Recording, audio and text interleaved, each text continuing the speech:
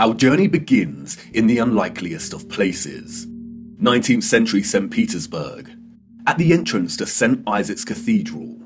The city cold, the early morning mists dissipating with the approach of the sun, and our boots caked in mud. The year is 1860, and while St. Petersburg stands regal and proud, its inhabitants are nowhere to be found. It is quiet, too quiet. The population of St. Petersburg in the 1860s was, we are told, roughly 500,000 people, and yet there is not a soul in sight. Where is everybody?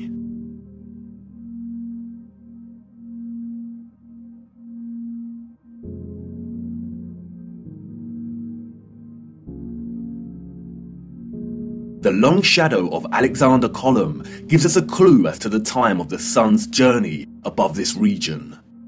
Long shadows only occur during morning or evening. It must be morning, but it appears that no one has surfaced yet. If we travel 400 miles across to Moscow, we see the same thing. Empty, quiet streets. In 1860, Moscow shared a similar population with St. Petersburg, roughly 500,000 citizens. But again, where is everybody?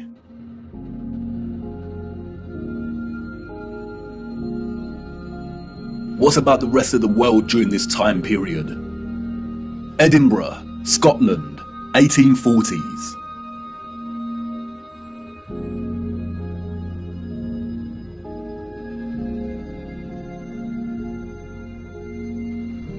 Copenhagen, Denmark, 1840s. Dresden, Germany, 1860s.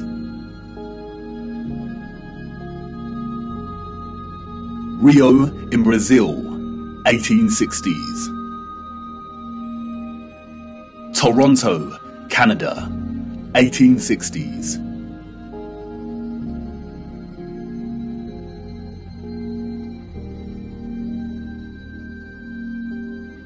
Athens in Greece, 1860s.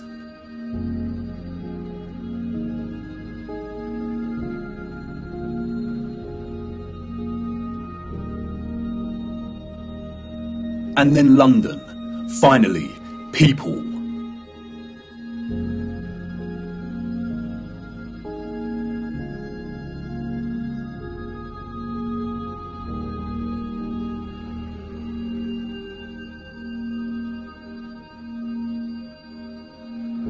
And what about Paris? People, life.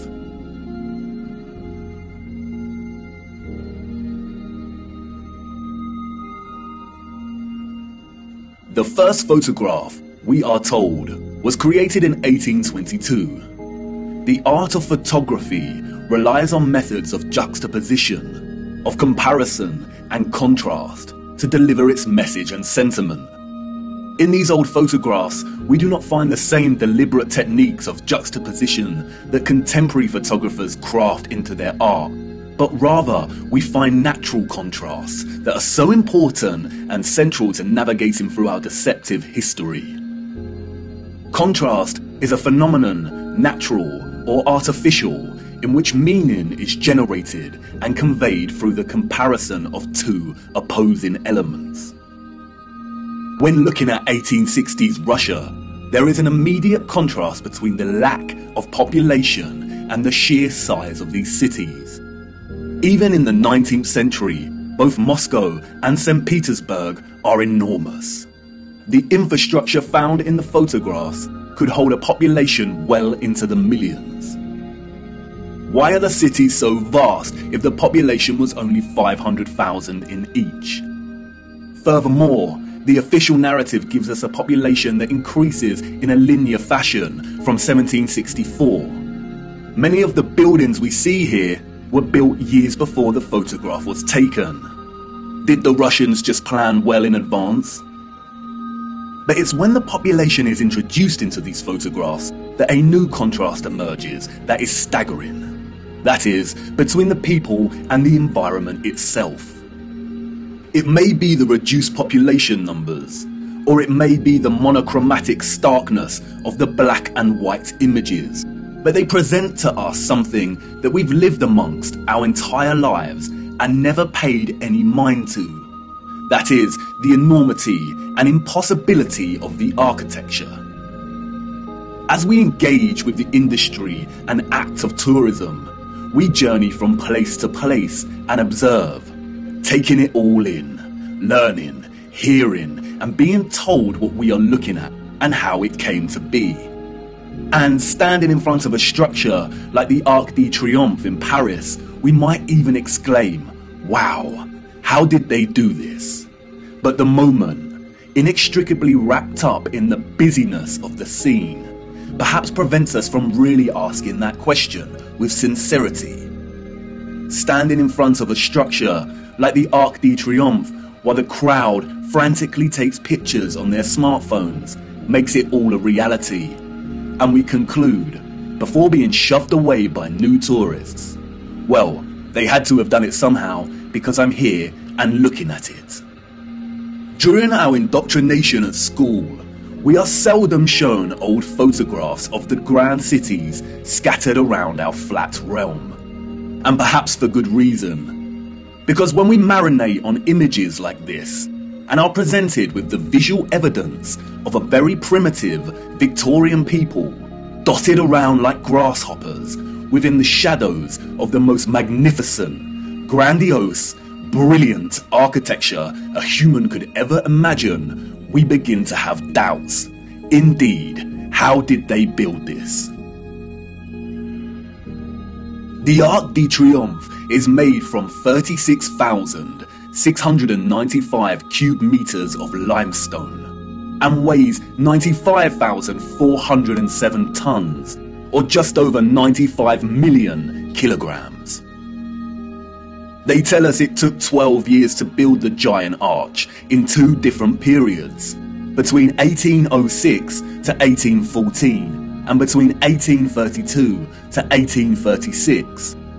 How did they transport this amount of limestone with the same horse and carts that we see in the photographs?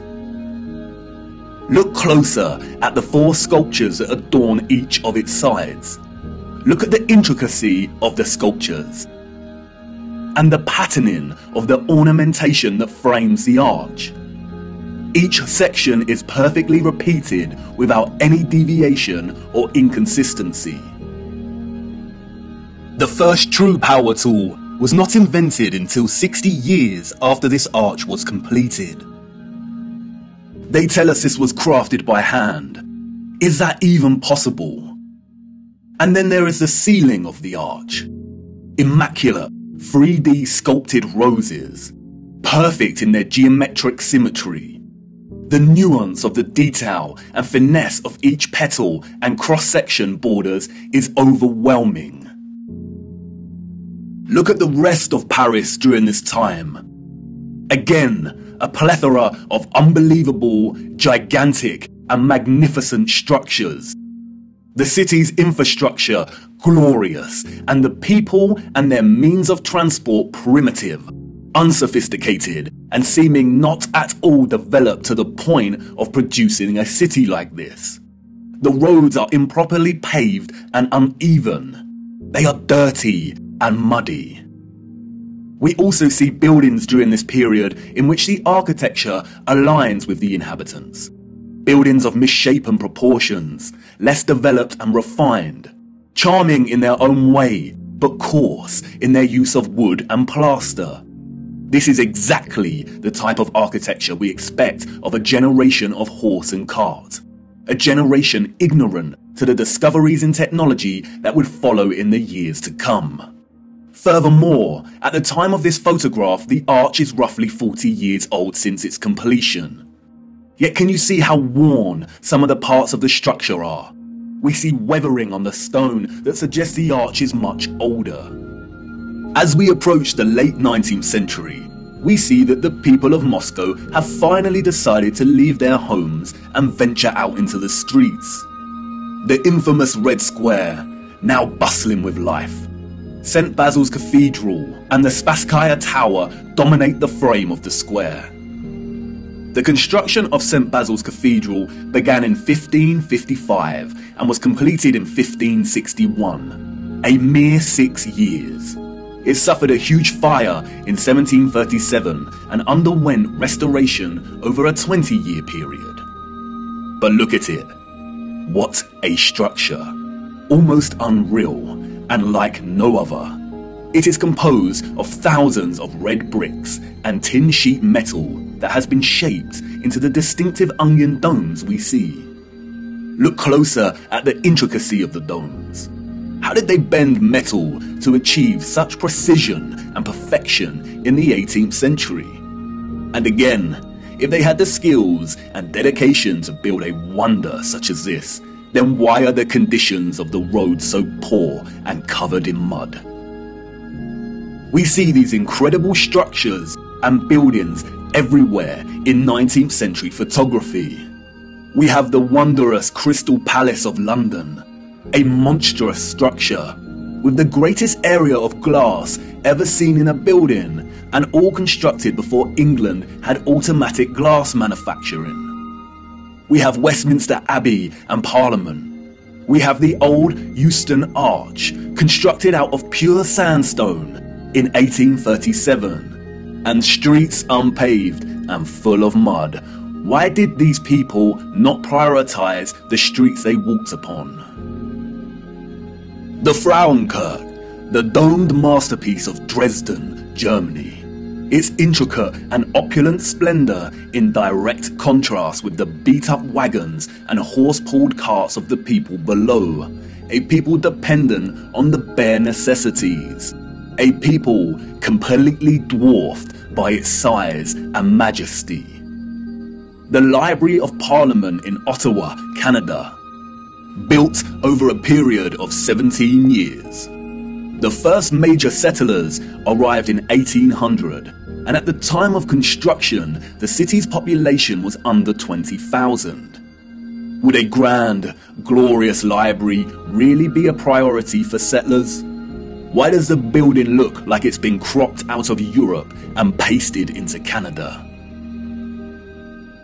Even at the turn of the century, 40 years before Bosch economized the power tool, we have the old Penn Station in New York. Look at the size of this. Completely mind-blowing proportions. As we can see here in the photograph, each octagonal, sculpted pattern on the arched dome ceiling is larger than one individual human. Look at the gigantic columns and detailed acanthus sleeves decorating the tops of each pillar. They tell us this station took 6 years to build. 6 whole years. Yeah, right. Why are we so gullible? Even without access to modern power tools, printable construction pieces, and crane technology, we could not reproduce this today. And more importantly, we don't reproduce this type of architecture today. The official liars of our world have an umbrella term for this type of architecture that we see in North America. They call it historism. Historism is a term coined to describe a style of architecture that is revival in nature, or in other words, copies the style of another period in time. The grand arches and buildings with giant columns we see are built in the classical or Greco-Roman style, and the cathedrals are built in the Renaissance and Gothic styles of medieval Europe. Components of these particular styles of architecture feature large spires, arched windows, towers, turrets, domes, arcaded arches, sculptures, enormous doors, circular geometric windows, columns, clock faces, and bell towers. Traces of this impossible architecture are literally found everywhere, in every city, and across our world today.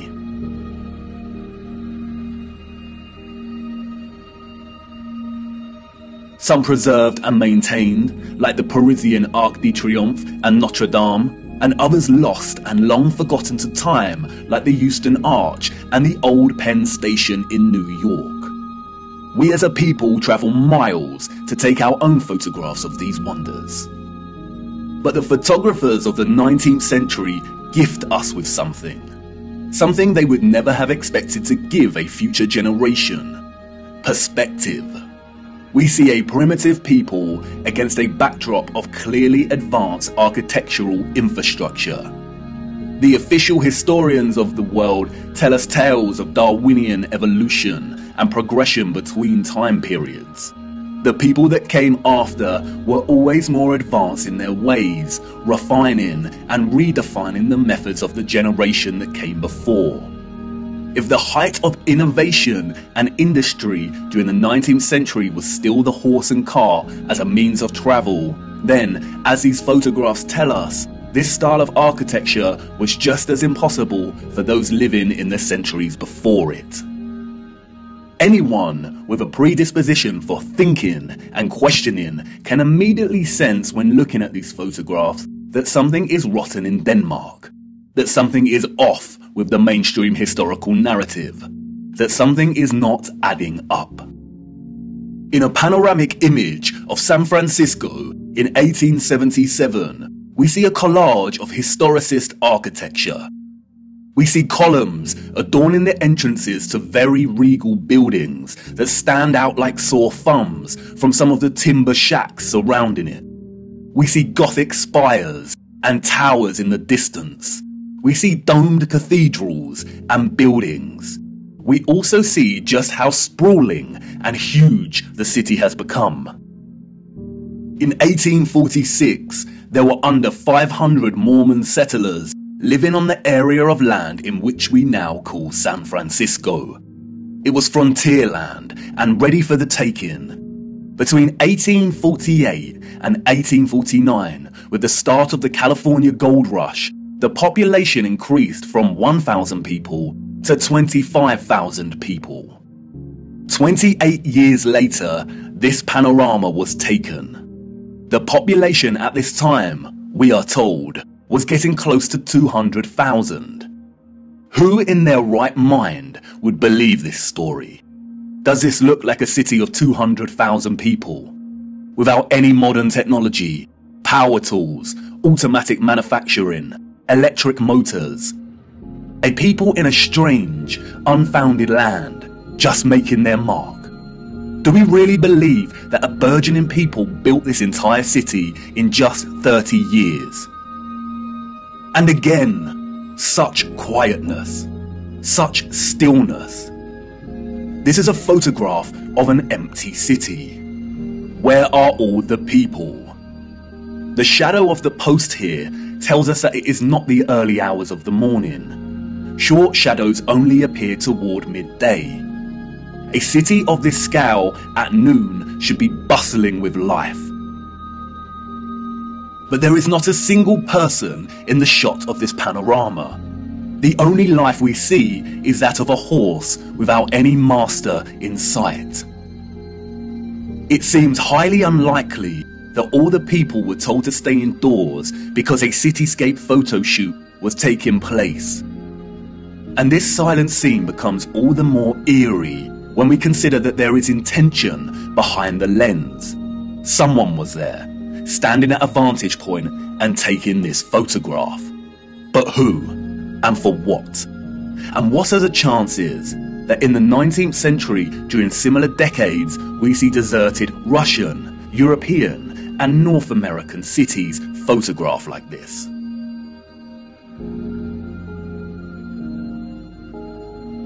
And then only a few years later, we find the same locations bustling with people. A people clearly incapable of building the architecture found in these cities. And what to do with these photographs? If we accept the narrative and these strange anomalies, then we stop here and get back to our busy lives.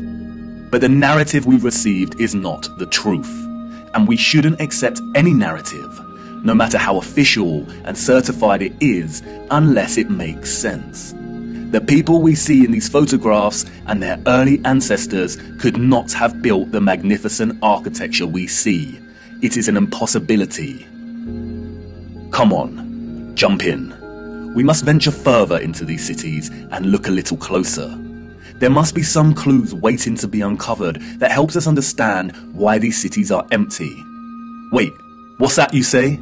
You want to wipe the mud from your boots first? Do not bother, it's a waste of time. Come on, jump in and let's go. For it is the mud that offers us some small clues as to what could have occurred during this time period.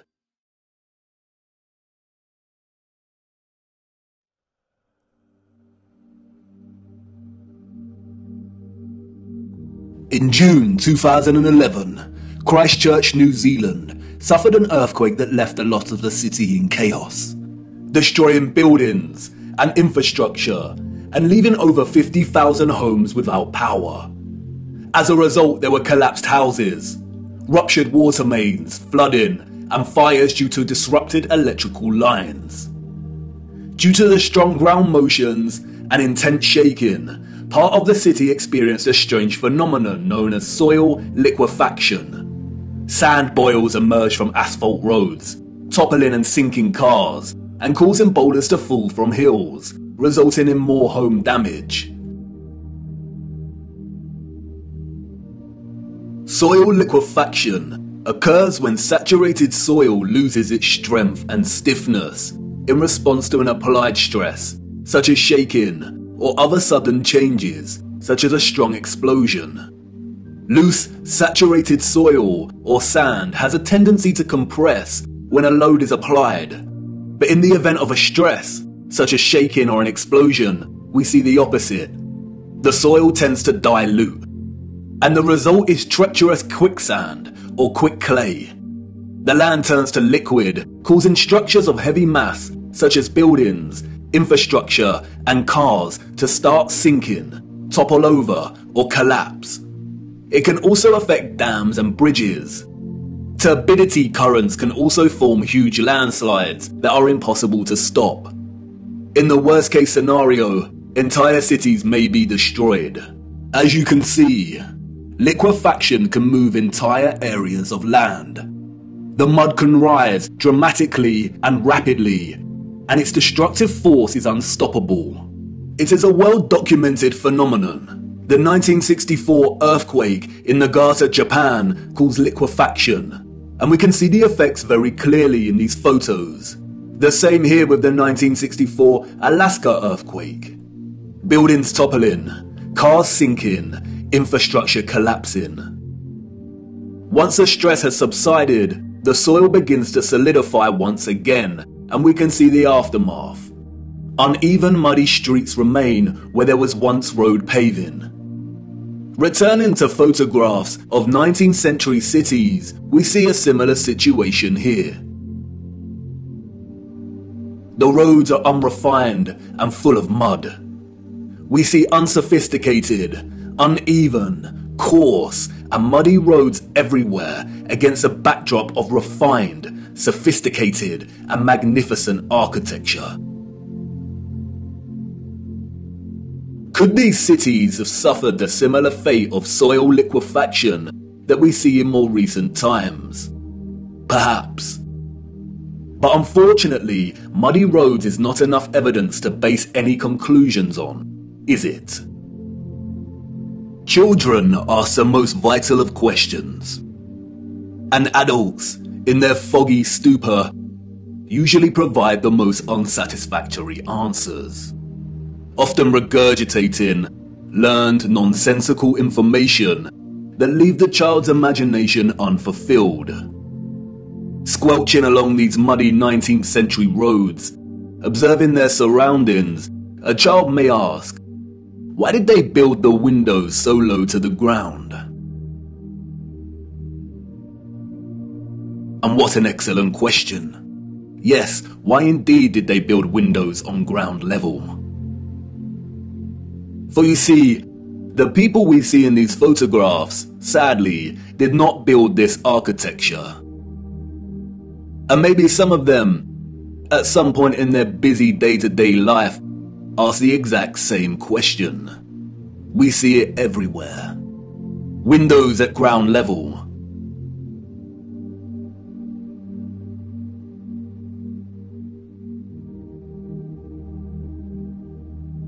windows partially below ground level.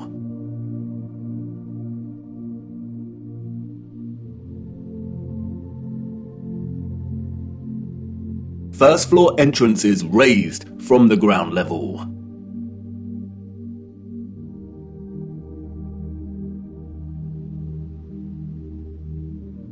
Steps leading down to entrances below ground level.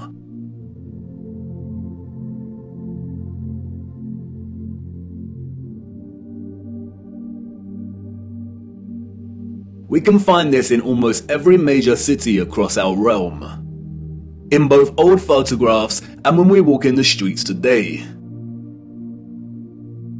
And what does it tell us? That a society with access to modest construction tools and horse and car constructed their infrastructure by first spending countless amounts of hours and energy clearing land with a depth of over 3 meters to begin their construction. Building basement floors is incredibly hard work. Since the 20th century, large powered excavation machines, such as backhoes and front-end loaders, have reduced the time and manpower needed to dig a basement dramatically, as compared to digging by hand with a spade. Perhaps you could say that our historical ancestors were just that dedicated to the architecture they built. And you could say that many of the sunken buildings we see are actually due to elevations and depressions in the natural landscape.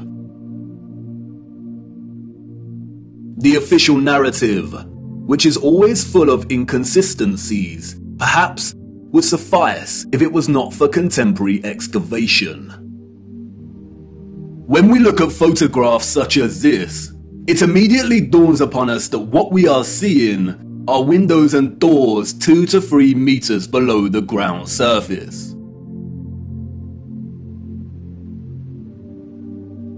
Why are there windows and doors underground?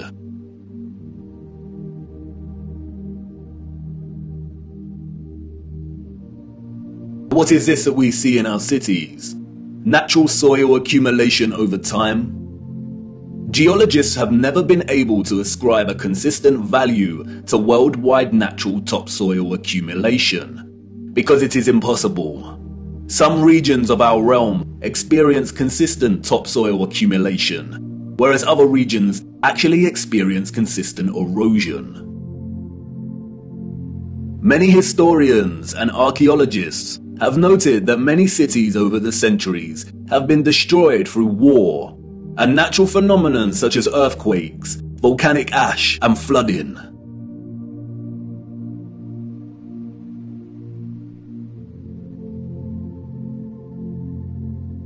Aren't these just the layers of previous civilizations?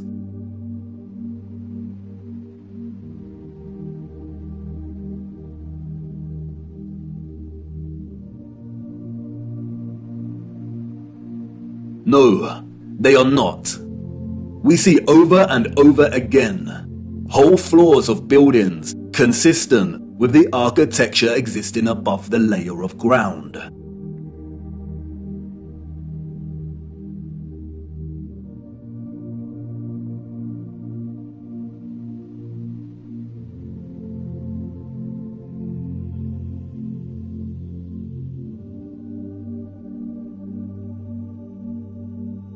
You see, what lies beneath is not the unfamiliar traces of previous generations, but of the same generation that built these structures.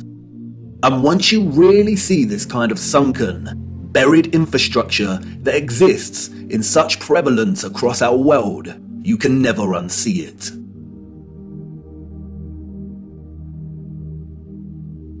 We see that the foundations of old churches are actually the original first floors, with consistent entrances and windows.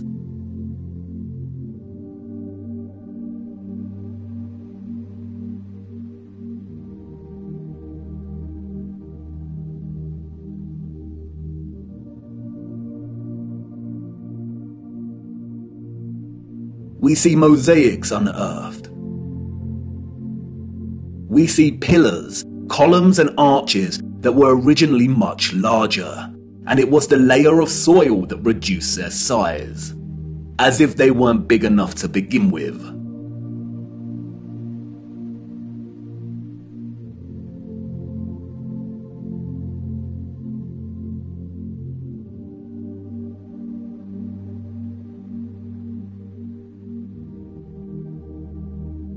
And like with the 1964 earthquake in Niigata, Japan, we also find many so-called ancient structures that are leaning, as if at some point the soil beneath these structures loosened and liquefied. We have the Sahersen Church Tower and Our Dear Lady at the Mountain Church Tower in Germany, the Tiger Hill Pagoda in China, the Leaning Tower of Nevyansk in Russia, the Leaning Temple of Huma in India, Oud Kirk in the Netherlands, the Tower of Zaragoza in Spain, and, of course, the Tower of Pisa. The official liars of the world try to justify the buried and tilting structures we see, filling our heads with stories of antiquity and ever-changing geology. But it becomes trickier for them when we turn our attention to America. If we are to believe their narrative, then all of the buildings we see in 19th century photographs of the burgeoning American cities are newly constructed. Why do we see famous structures, such as the Washington Capitol building, with consistent infrastructure that buries very deep into the ground? And again, the inconsistencies do not add up. Why would an underdeveloped people waste resources, energy, and time constructing the foundations of the Capitol building to be consistent with the column style we find above the surface? The foundations did not have to feature columns. Columns, we are told, are a stylistic choice, not a functional one. So why would they do this? In a nutshell, they wouldn't.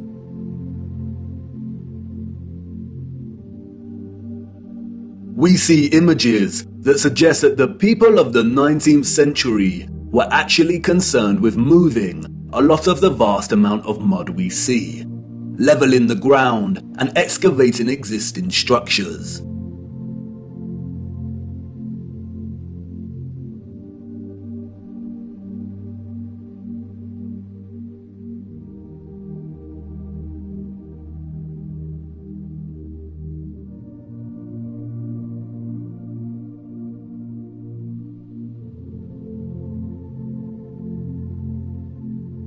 The consistency and prevalence of buried architecture across our realm indicate that whatever happened was a worldwide event, despite regional differences in natural topsoil accumulation and erosion. And there is no official narrative explanation that justifies the buried architecture we see. No explanation provided to justify the amount of mud we see in 19th century photographs of our cities. On the roads, mud piles from clearing, the roads uneven, the land ravaged, but the architecture grand, perfect, and intact. Applauded by literary scholars for his use of fog as an opening simile and metaphor to paint a portrait of London as a corrupted hub amidst burgeoning industrialization, many often overlook that Charles Dickens's 1852 novel Bleak House actually opens with a different image. London, Michaelmas term lately over, and the Lord Chancellor sitting in Lincoln's Inn Hall. Implacable November weather, as much mud in the streets as if the waters had but newly retired from the face of the earth. Liquefaction caused havoc across Christchurch and Niigata. But these were isolated earthquake events, and only portions of each city were affected. It is not possible for there to have been huge, simultaneous earthquakes around the world during a similar period. Or is it? Even Wikipedia tells us that liquefaction can occur naturally or artificially, from an earthquake or other sudden change in stress condition. Even if this was the case, we do not see the same structural damage to the buildings in the 19th century like we do in cases such as Christchurch and Nagata. Most of the buried architecture we see is intact. It has either sunken or the ground level has been raised at least 3 meters, sometimes in a uniform manner and other times partially buried in rolling mud hills, as if there were huge landslides. The strange case of the buried architecture provides the following conclusions: that what lies beneath are not the remains of previous civilizations. More often than not, the buried structures are consistent with the architecture we see above ground, that the structures are much larger than originally suspected, and therefore they are even more of a construction impossibility for a Victorian generation of horse and car, and those existing before them. That natural topsoil accumulation and soil liquefaction are not satisfactory explanations for what we see here. Whatever took place had to be something much larger and widespread, such as a natural or artificial earthly cataclysm of sorts. As many of the photographs show, many citizens of the 1800s were responsible for moving much of the mud, leveling the ground, and excavating buildings, which suggests that whatever happened had happened very recently in their past. The complete absence of a reasonable, mainstream justification for the buried architecture we see suggests that the controllers of our realm are deliberately trying to hide whatever happened. And what of the deserted cities we see in the earlier photographs? If these cities were truly empty, then we must ask why. We must also ask how all the people got there in the end. In the space of 30 or so years, we see a city go from barren to bustling. Interestingly, it is Charles Dickens and 19th century literature more generally that offers some clues. 2 central themes run throughout 19th century Victorian literature: that of marriage and female chastity, and that of orphans and adoption. Many of the fictional characters we've come to love over the years are orphans. We have Oliver Twist and Pip from Great Expectations. We have little orphan Jane Eyre and Heathcliff from Wuthering Heights. We have Mowgli from The Jungle Book, Cosette from Les Miserables. We have Heidi, Rapunzel, Peter Pan, Snow White. We have Tom Sawyer and Huckleberry Finn and Anne of Green Gables. And these books were of their time, as far as orphan prevalence goes. The only issue is that these novels romanticize the orphan as a figure dislocated from society by default, and therefore pave their life's path as one of unforeseen opportunity. This was not reality. The theme of marriage and chastity that we find in so many 19th century literary works, such as those by Jane Austen, the Brontes, George Eliot, Dickens, Thomas Hardy, Leo Tolstoy, Victor Hugo, and more, was nothing more than carefully disguised, well-written propaganda, with the sole purpose to solidify and justify a social value framework that would separate children from their mothers. Children born outside of marriage or wedlock were regarded as illegitimate, meaning they did not have a legal status. Illegitimate children was a serious stigma throughout the 19th century. The majority of employers would not hire women with an illegitimate child. Many unwed mothers with illegitimate children ended up without a home, in poor health, starving, exhausted. Their only place of refuge would be the workhouse, where they would carry out the most unpleasant duties. In some places, women with illegitimate children were singled out and had to wear a special uniform, which alerted everyone to their status as an unmarried mother or fallen woman. As a result, a vast amount of orphanages and foundling institutions were established. This is the London Foundling Hospital that was very active in the 19th century. Look at the size of it. Charles Dickens was obsessed with this place. Inspiration, they say.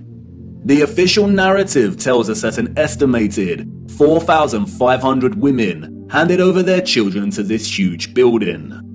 But this was just one institution. Wikipedia gives us a partial list of over 64 orphanages that were founded in the UK during the 19th century. The list is only partial. The peculiar case of the vast amount of parentless children in the 19th century is well documented by many researchers. And most of them agree it is almost impossible to establish figures that really do justice to just how many orphans there were during this period. Their footprint did not enter the record books. It formed in the mud and was then washed away. It wasn't just the UK. This was a worldwide phenomenon. New York City had 4 foundling asylums alone that processed thousands of children annually. By the beginning of the 20th century, Italy was reporting 32,000 children per year. Spain and Portugal were reporting 15,000 annual foundlings. Before 1860, 374,000 recorded infants were processed by the asylums in Milan, Naples, and Florence alone. Historian David L. Ransell states that Moscow was receiving between 16 and 18,000 infants annually by the 1880s, and sending over 10,000 of these each year to outlying villages for care. In 1882, there were all told 41,720 foundlings from the Moscow home living with 32,000 foster families, scattered throughout 4,418 villages. A dozen villages had over 90 fosterings each. One thing that is often overlooked is that there were a series of laws passed in the 1800s, making it almost impossible for unwed mothers to keep their babies.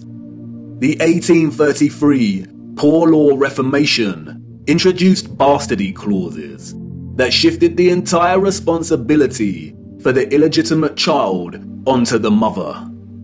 Social stigma meant that she would not be able to provide care for her child and would be forced to hand them over to the authorities, or worse. Advertisements for adoption or nurse care became popular in newspapers. And, as many scholars have pointed out, these were a front for what was termed baby farmers, or paid murder. As Dorothy L. Haller states, the adverts may have been misleading to the general public, but read like a coded message to unwed mothers. No references are asked for, and none are offered. The sum of 15 shillings a week to keep an infant or a sickly child was inadequate, and a sickly child and an infant under 2 months were the least likely to survive, and the cheapest to bury. Infants were taken, no questions asked, and it was understood that for £12 no questions were expected to be asked. The transaction between the mother and the baby farmer usually took place in a public place, on public transportation, or through a second party.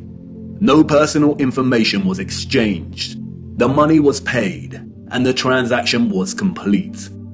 The mother knew she would never see her infant alive again. Most children, however, were not murdered, but were dropped off at the doorsteps of orphanages or the workhouse. All children taken into these institutions were given entirely new identities. They were provided for with shelter, food, and clothing temporarily, and then sent off to workhouses or another location. Photographs in the 19th century were scarce, but towards the end of the century we see more photographs, and the last continent to experience such mass exodus of orphans was the United States. And it is here that we see evidence of the orphan trains. The first group of these orphans arrived in Michigan in 1854, and from that moment on, the movement shipped hundreds of thousands of children across the states until it ended in 1929. Officially, there were over 97 institutions involved in orphans and orphan trains in the 19th century. And again, this was not just the United States. Annie McPherson will go down in history as a woman who scammed more than 100,000 foundlings and shipped them from the United Kingdom to Canada, New Zealand, and South Africa, and even to the outer edges of the earth in Australia, so that they could be sold into child labour. Why do we see so many photographs of orphans in workhouses? Why are they working with machinery created for adult use? Were there not enough adults during this time to carry out this work? And then there is the strange case of the burgeoning American amusement parks at the turn of the 20th century. In addition to rides and exhibits, many of these parks featured an unusual attraction: infantoriums.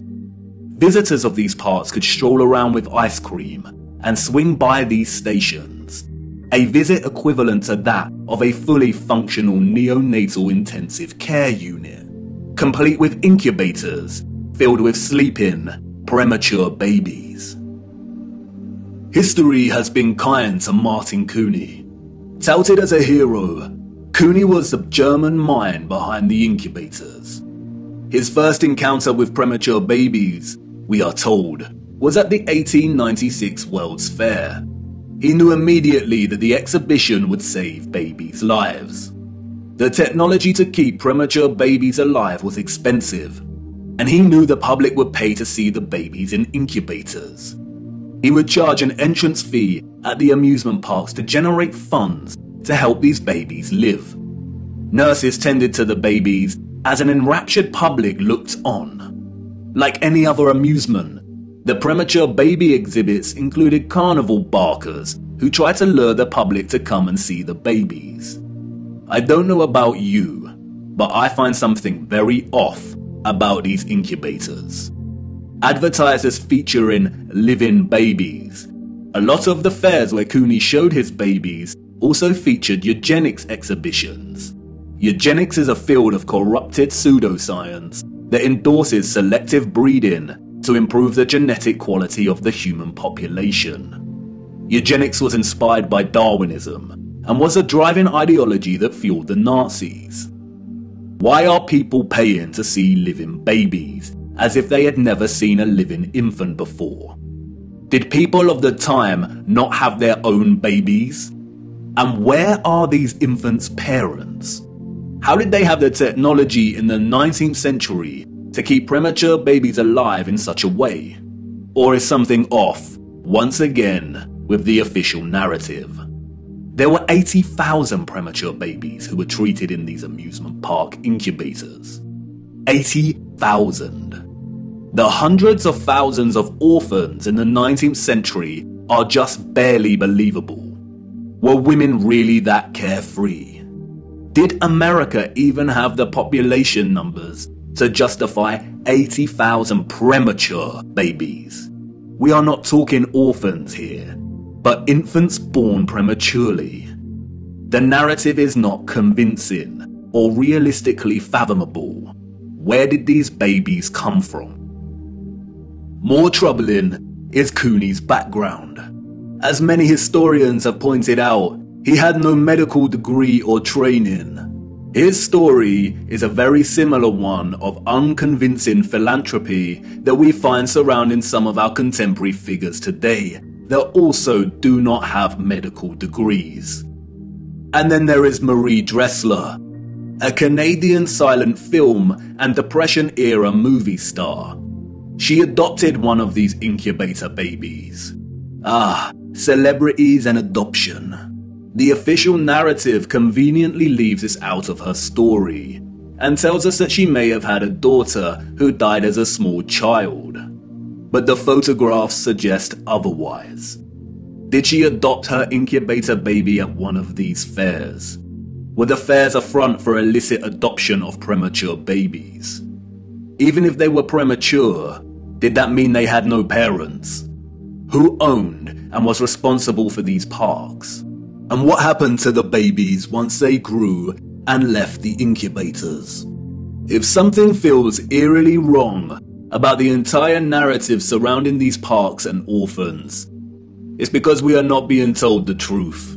Why were there hundreds of thousands of parentless children in the 19th century? Where did they come from? They were relocated all over the world. Europe, America, Russia, Australia, Canada. Why? Especially when most still had a living parent. If pregnancy out of wedlock was such a social stigma that resulted in such trauma, why would so many people put themselves in that position in the first place? Did the government really care about social morality enough to pass laws? And all the effort to build and maintain orphanages and orphan relocation networks, would this not burden governmental finances and administration systems? It certainly would have. But you see, there was a greater purpose behind the government's worldwide agenda: repopulation. The social narrative of chastity was nothing more than propaganda and justification for stealing children. The reason we see empty cities in the early 19th century is because they were in fact empty, void of population. And the reason they are bustling 30 years later is because orphans were shipped into these cities to repopulate them. You see, in the early 19th century, there was a worldwide reset of sorts through depopulation and then repopulation. The people we see in these photographs did not build this architecture. They inherited it, along with a lot of mud. Not only did they inherit it without a clue as to what it actually was and who it belonged to, but they were unknowingly complicit in repurposing pretty much all of these structures. I know, none of this is making much sense at the minute. You are probably wondering why on earth these cities were empty and full of mud. What happened that meant governments needed to repopulate the earth? Everything will become clearer as we continue our journey. The prevalent evidence of buried infrastructure, coupled with deserted cities and a burgeoning industry of orphans, is just a start. These are all necessary clues, hinting at some kind of cataclysm, but the real story hasn't truly begun yet. The stage had to be set first, and now it is ready. And even if you cannot see it yet, I know you feel it, viewer. The deserted cities, the buried architecture, and orphans all signal a looming darkness. There is a great black cloud in front of us, and I won't lie, we are heading right into the heart of it. And like I said before, we do not have much time.